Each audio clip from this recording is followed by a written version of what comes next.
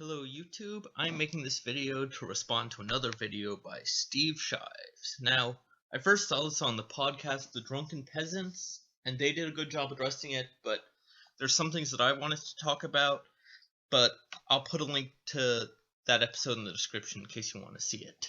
So, without further ado, let's get started. I had some thoughts about a picture that a friend of mine shared on Facebook the other day. I'll show you the picture. It's this picture right here.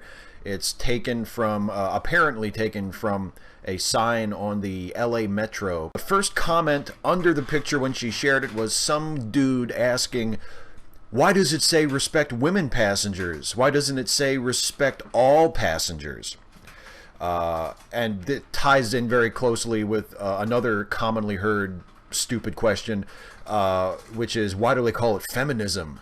If it's for gender equality, why do they call it feminism? Why doesn't it just refer to itself as humanism? And the reason I say that this is a stupid question is because it ignores the obviously apparent reality that you can see just by opening your eyes and observing the behavior and the traditions and the values and the customs of the culture that you are a fucking part of. The reason why it's called feminism while advocating for gender equality is because females are the gender that are the underprivileged, underserved gender.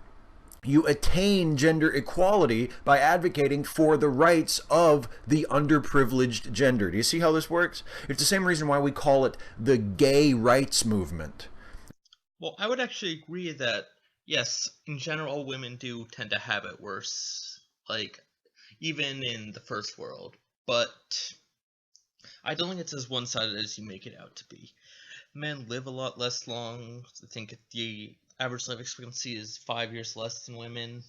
Men are continually failing in education. Like, you just look at the graduation rates, and there's a huge difference between men and women, and also, men get longer prison time for the same crimes. And I think any one of these issues is as serious as, say, the wage gap, and certainly more serious than issues like women being scantily clad in video games. The reason why the sign on the bus, on the metro, says, don't masturbate to female passengers is because female passengers are the ones who are made to feel unsafe by that behavior. Now, I'm not saying that a female passenger on a metro has never just openly started masturbating to a man. I don't want to say for sure that that's never happened, but I would guess that the ratio is pretty lopsided. It's mostly men doing that to mostly women. That is the nature of the problem that the sign is meant to address. That's why it fucking says respect our women passengers, not respect all passengers. All right? Have you got it?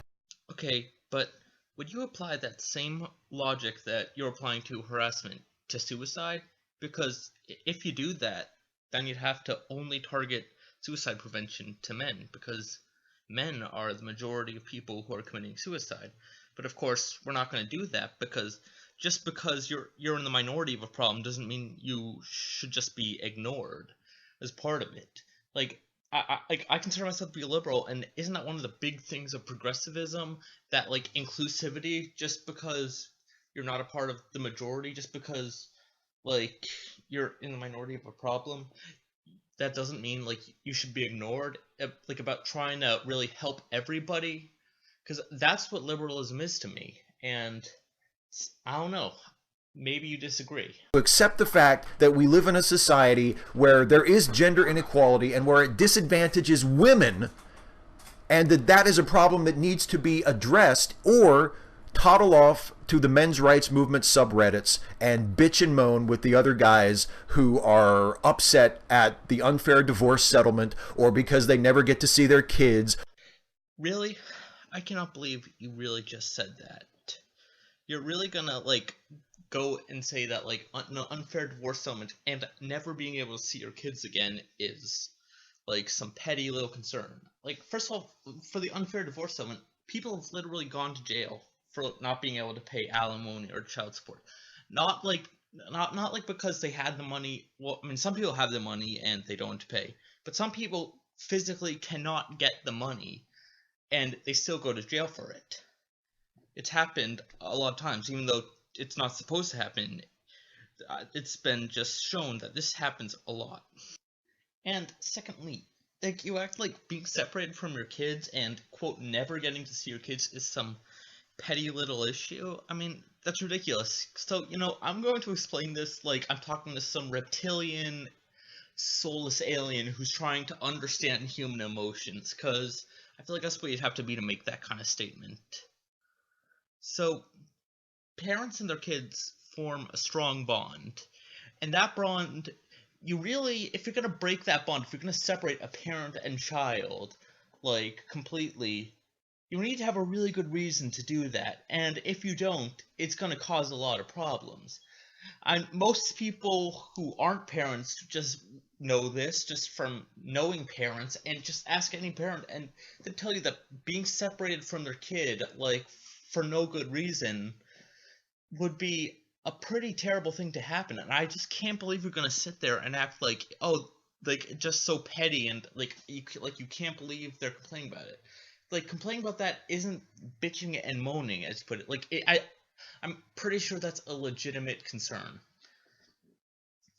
Okay, guys, if you like my channel, please like this video. If you like it, subscribe, comment to tell me what you think, and share this video, please. Thank you for watching. Cuttlefish out.